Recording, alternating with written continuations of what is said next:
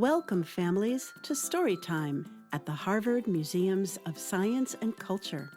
If you've attended our program before, welcome back. If this is your first time, we're glad you're here. We hope this program engages everyone in your family, from the little kids to the grown-ups. We read picture books that you might find at your local library or at school that connect to something in the museums. First, we'll read the story, then look closely at some objects from the museums. We hope you enjoy today's story.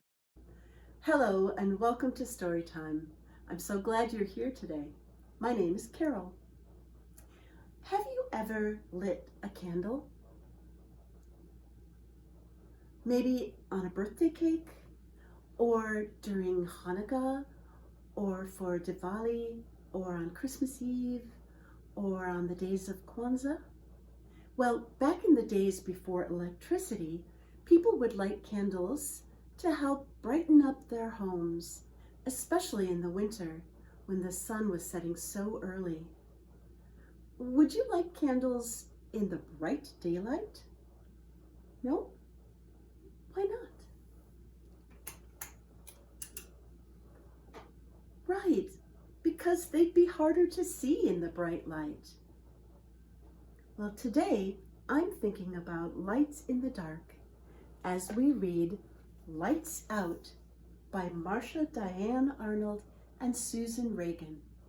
This book was published this year, 2020, by the Creative Editions Company, and we're reading the story today with permission from the publisher. Lights Out. Little Fox peeks out from her den, and Beetle flits above her. Lights out, she barks, but the lights stay on. House lights, car lights, truck lights, street lights, red lights, yellow lights, blue lights, green lights, floodlights and boat lights, searchlights, bridge lights, blinking lights, flashing lights, blazing lights, flickering lights. Everywhere, lights. Where is darkness? Where is night, where coyotes sing and owls hunt and birds fly across the continents? Where foxes move through the dark and beetles are more than beetles? Fox and Beetle wonder if night is only lost out there somewhere. And so together they set out across the wide, wide world, and they search for the dark of night. But everywhere, lights. High above them, songbird flies, confused and ever circling. Where are the stars to guide her?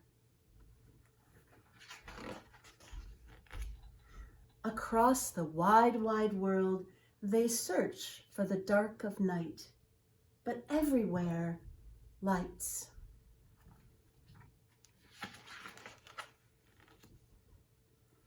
In the wetlands, Frog quietly waits to join in the nighttime chorus, but without dark, only silence. Across the wide, wide world, they search for the dark of night, but everywhere, lights. On the mountain, Bear is wakeful. There's too much light to hibernate. Bear bellows at the brightness. Across the wide, wide world, they search for the dark of night, but everywhere, lights. Through the forests and the meadows, across highlands, deserts, dunes, on tundra, prairies, and high mountains, they search. They come upon a seashore. Something's happening on the beach. Baby turtles are hatching, baby turtles scattering. Fox and bear run to the water, frog holding tight to fox. Swimming away from the shore and the lights, they call out to the hatchlings to follow. Beetle and songbird call from above. Now in deep water, the sky grows darker. Beetle sparks, sparkles, glows. More than a beetle, firefly. The baby turtles follow firefly and the moon's glow. Patterns of night emerge. The hatchlings paddle safe away. Fox and firefly, frog, bear, and songbird swim on toward a dark and distant island. And when they come to the darkest place of all, they can see everything.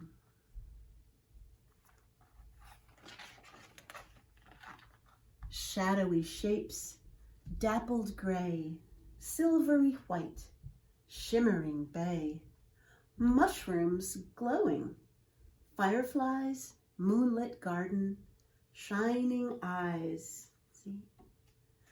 Nighttime weavers, webs of stars, constellations, Venus, Mars, Great Bear, Little Comet play, dancing moonbeams, Milky Way.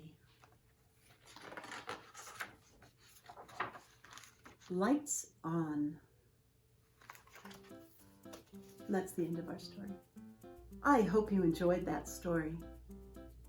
Have you ever been outside at night, maybe camping, and you noticed the stars? Or have you seen the moon shining its soft light high in the dark sky?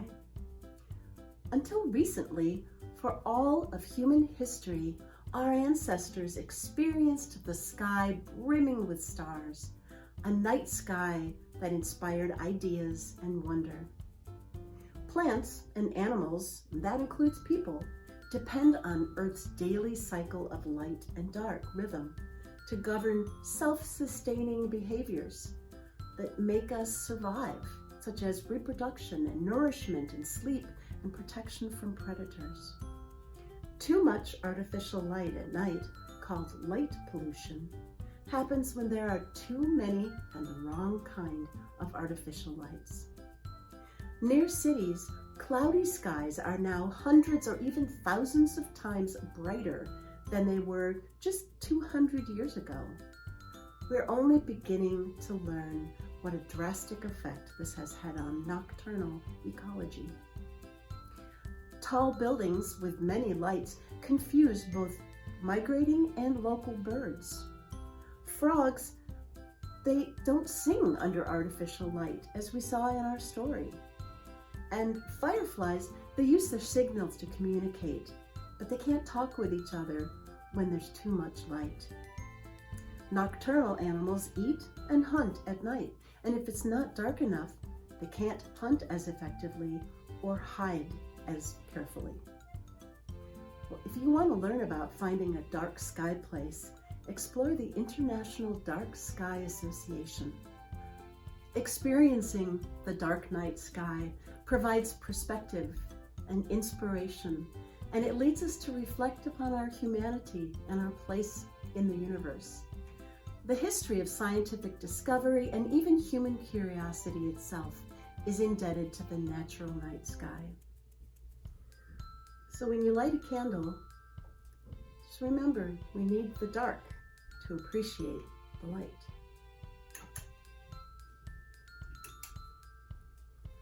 Thanks for joining me today. Bye for now. See you next time.